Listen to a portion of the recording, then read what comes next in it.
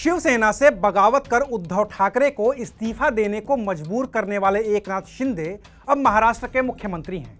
जब तक महाराष्ट्र के पूर्व मुख्यमंत्री देवेंद्र फडणवीस ने इसका ऐलान नहीं किया था, तब तक तो यही लग रहा था कि महाराष्ट्र के मुख्यमंत्री देवेंद्र फडणवीस बनेंगे और एकनाथ शिंदे को उनकी बगावत के इनाम के तौर पर उप मुख्यमंत्री की कुर्सी के साथ ही कुछ भारी भरकम मंत्रालय भी दिए जाएंगे।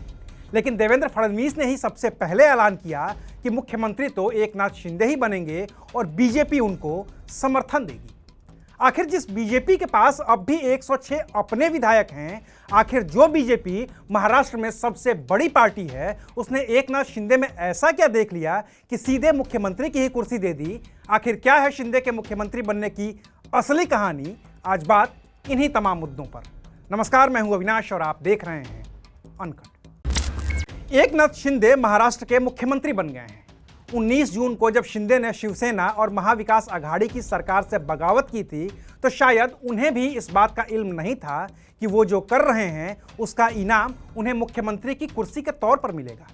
लेकिन एकनाथ शिंदे ने रिस्क ही इतना बड़ा लिया था कि अगर उन्हें मुख्यमंत्री की कुर्सी नहीं मिलती तो शायद उनका राजनीतिक करियर ढलान पर आ जाता।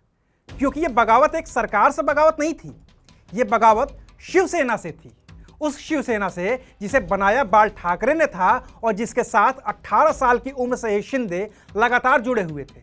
ऑटो चलाकर पहले कॉरपोरेटर और फिर 2004 में शिवसेना से पहली बार विधायक बने शिंदे ने जब 21 जून को सूरत के होटल में शतरंज की बाजी बिछाई थी, तो उस चेस बोर्ड पर वो एक एक मोहरे बड़ी इत्मीनान के साथ रखते जा रहे थे। हालांकि तब भी इस बात का अंदाजा कतई नहीं था कि शिंदे शतरंज के जिस राजा को बचाने के लिए अपने सारे हाथी, घोड़े, ऊंट और प्यादे लगा रहे हैं, वो राजा कोई और नहीं बल्कि खुद एकनाथ शिंदे ही हैं। क्योंकि लग तो यही रहा था कि एकनाथ शिंदे की बगावत का इनाम उन्हें डिप्टी सीएम की कुर्सी के साथ ही कुछ बड़े भारी भरकम मंत्रालय जैसे गृह मंत्रालय देकर चुकाया जा सकता है।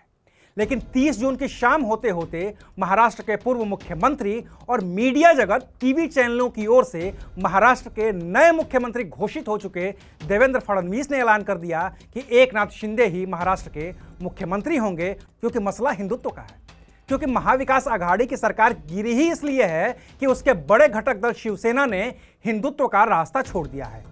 और यहीं पर एकनाथ शिंदे को बढ़त मिल गई है, क्योंकि उन्होंने फिलहाल खुद को महाराष्ट्र का सबसे बड़ा हिंदुत्ववादी नेता घोषित कर दिया है, जिनके साथ शिवसेना के अलावा और भी दूसरे दलों और निर्दलीय विधायकों का समर्थन है।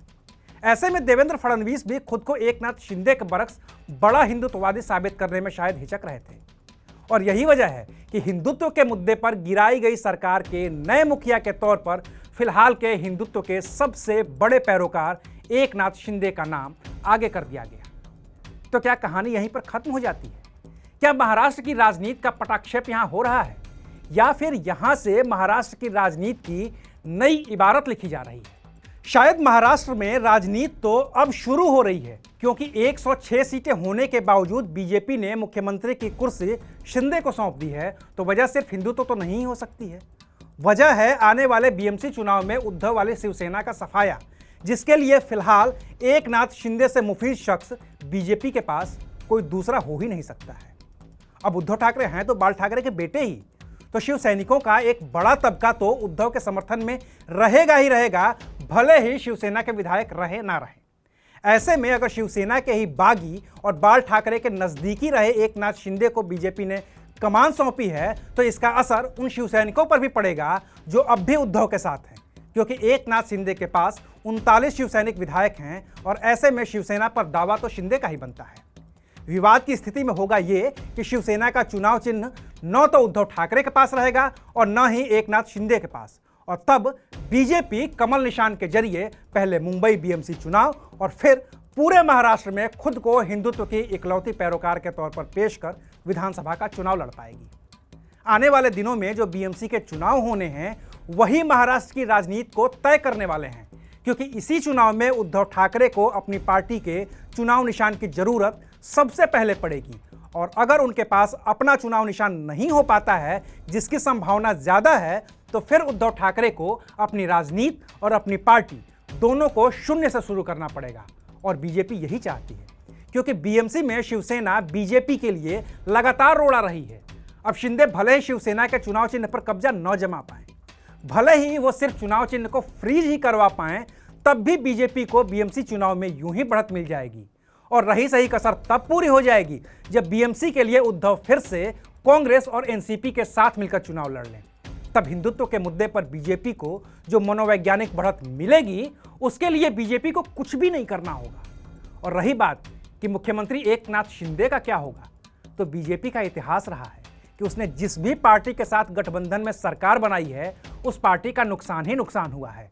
और ऐसा नुकसान हुआ है कि वो पार्टी कभी उबर भी नहीं पाई है।